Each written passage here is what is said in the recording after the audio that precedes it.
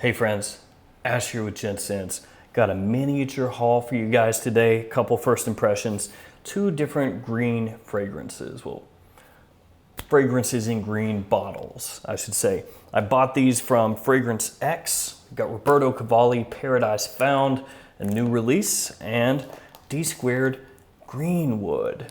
Not a new release, but I actually haven't found this available in the US anywhere until now. So in this video, I'm gonna go over the presentation with these really quickly, spray them on, and let you know just my initial impressions. So let's go.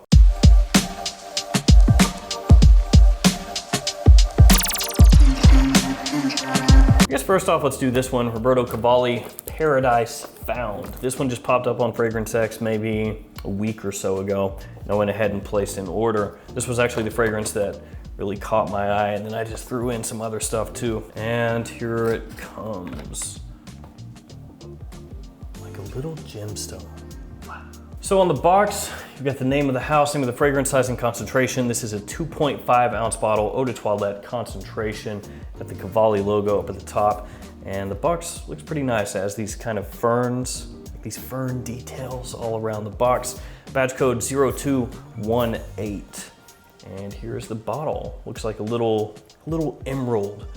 And it's actually pretty dark, darker than I was expecting. If you hold it up to the light, it's got a nice emerald coloration, but when you just hold it like this, it's very dark green. On the top, you've got the Cavalli logo, it says Roberto Cavalli right there. And then you've got your badge code in the bottom etched into the glass. And the cap does click into place, and kind of a lightweight plastic. Can't smell anything from the atomizer. Go ahead and spray it on, see if it's any good. There we go. The Cavalli Uomo line I really like. I think it's a very nice, inexpensive line, especially if we're talking from discounters. And in general, those fragrances, all of them in the Uomo line are very solid. One thing I'm noticing right away is this bottle is a fingerprint magnet. This is one of those bottles where you're gonna have to just be doing this all day if you want it to look super nice. It's actually pretty interesting. Yeah, that's not really what I was expecting. So there's certainly a green aspect to the fragrance. It has this like pimento pepper note, and you can pick that up a little bit off the top, but there's this kind of like density underneath it. This like green, very slightly syrupy, but not overly sweet, like kind of undertone with the pimento over top. Tonka is starting to come out a little bit. So there's a little bit of sweetness that's coming out, but it's not from the green kind of aspect of the fragrance. And then there's this little bit of star anise in here that you can pick up in the opening. It's got this sort of slight fuzzy tinge to it, like on the nose, a little bit of a little fuzziness when you smell it up close. A little bit of sage, like this very slight kind of herbal facet coming out as it dries on my skin. Initial impression of just the first part of the opening as it dries down in the opening is that I like it, but it's not really something that wows me. It's not, you know, immediately grabbing my attention and going like, oh, this is freaking awesome. It's more like, it's okay.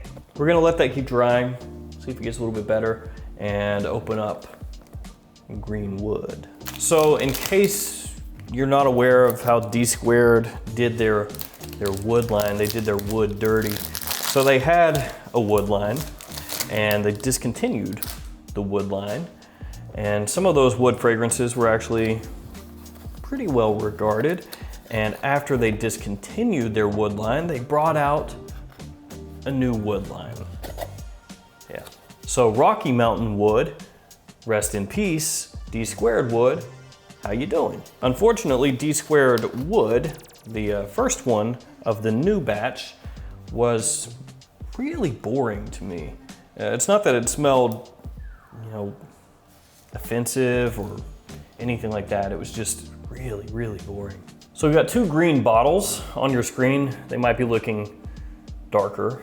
They might look kind of black, But yeah, 2 green bottles. This one's slightly less dark than this one. I do like the presentation though. This Dsquared presentation is really nice. The box has this velvety kind of feel to it, a little bit reminiscent of some of the Carolina Herrera boxes. And then the bottle itself, really nice. It's very heavy in your hand. The glass is good. The cap is magnetic, really nice. On the top of the atomizer, there's a little maple leaf, and there's a maple leaf on top of the cap as well. So presentation-wise, it's really nice. Badge code here, 9294A. Let's go ahead and spray this one on. There we go. Oof, yeah, it's really nice presentation. Atomizer, everything.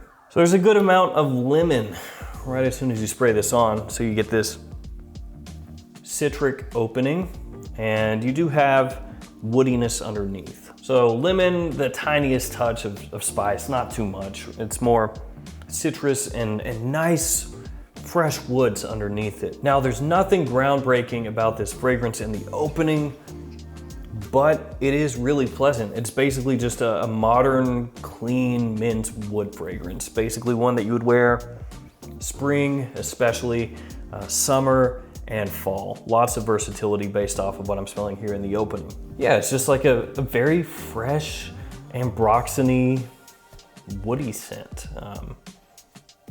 Not super complicated, not super complex based off what I'm smelling, but yeah, really likable. You could wear this in a suit. You could wear this just in like jeans and a t-shirt. You could wear this business casual. You could wear this to the office. So each one of these fragrances I paid $68 for.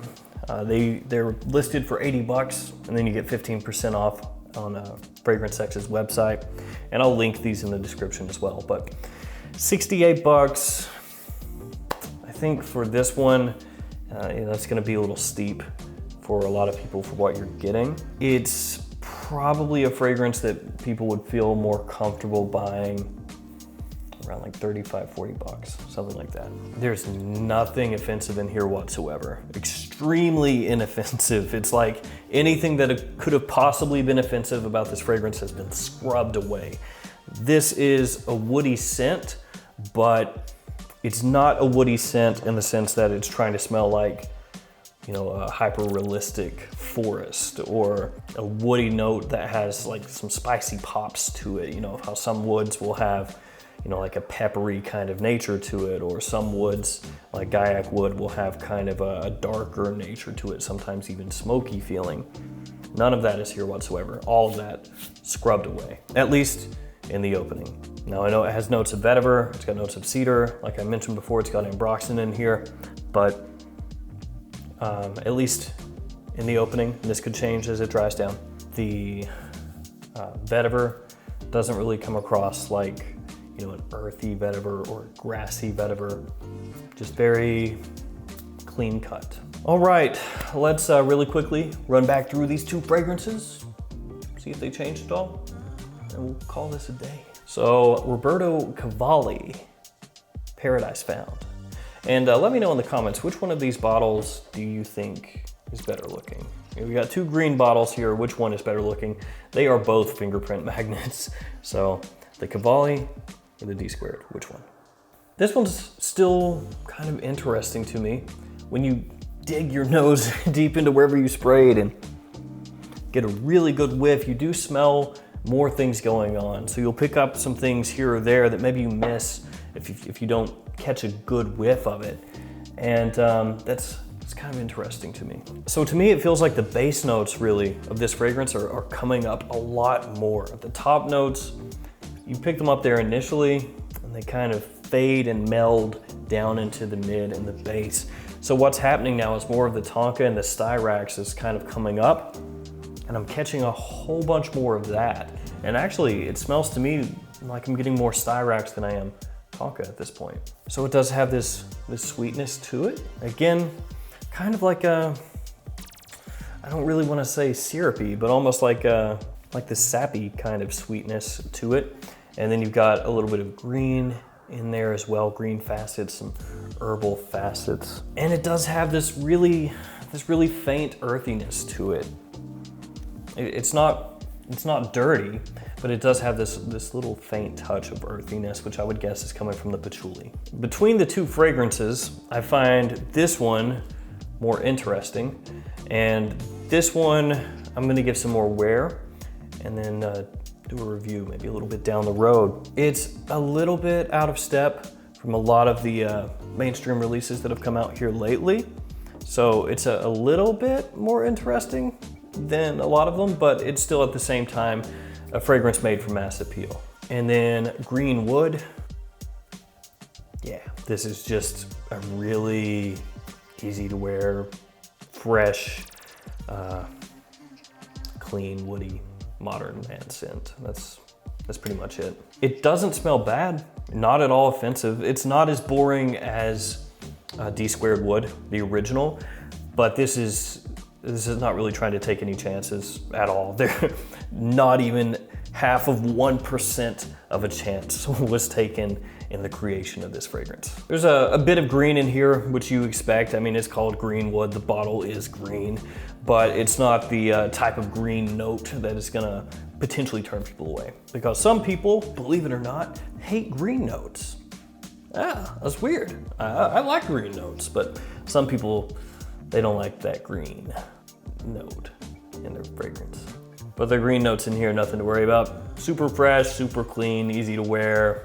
Grab it and go, pretty much any situation.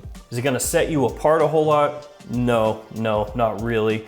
But is anybody ever going to say, oh, what you're wearing is disgusting? No, that'll never happen with this. 68 bucks, it's a little bit steep. I think 35, 40 bucks should be good to go. And that one's gonna be more spring, summer, daytime. The fragrances have dried down. So I've got a little more information on them. Still though, this is a first impression, keep that in mind. This one is gonna be the most interesting of the two for me. In the dry down, it's got kind of a warming aspect to it, still has some sweetness.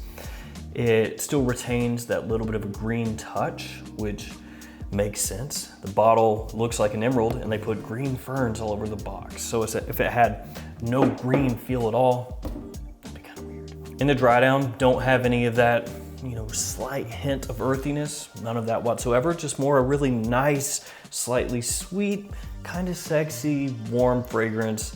Maybe a little hint of spice and bit of greenery. It's nice. Do I think it's as nice or better than the Uomo line from Cavalli? Pointed back there because there's a couple back there, as if you know that when I go, oh, back there. But I don't know. I'm gonna have to spend some more time with it before I can really give you a definitive answer there. And this one, Greenwood, this one is a fragrance that I think 95% of people would say, I like that. And then you would say, well, do you really like it? And they'd go, no, but I do like it. It's the fragrance that's just trying to appeal to every single person on earth and offend no one whatsoever. It's not groundbreaking, it does smell pleasant, it is really versatile, it's not bad. I think that's pretty much how everybody would actually approach this. They'd spray it on and go, hey, it's not bad. So if you want a fragrance that is not bad, check this one out. Not bad.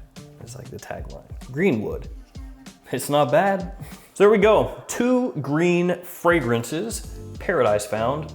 Greenwood. Between these two, if I could choose only one, honestly, I'm not sure. I feel like between these two, most people would wear this one more, and I feel like this one is more interesting. So, yeah. If you've smelled those, let me know what you think about them in the comments below. As always, thanks for hanging out with me today. Stay safe out there. I'll see you tomorrow with another fragrance video. See you guys later.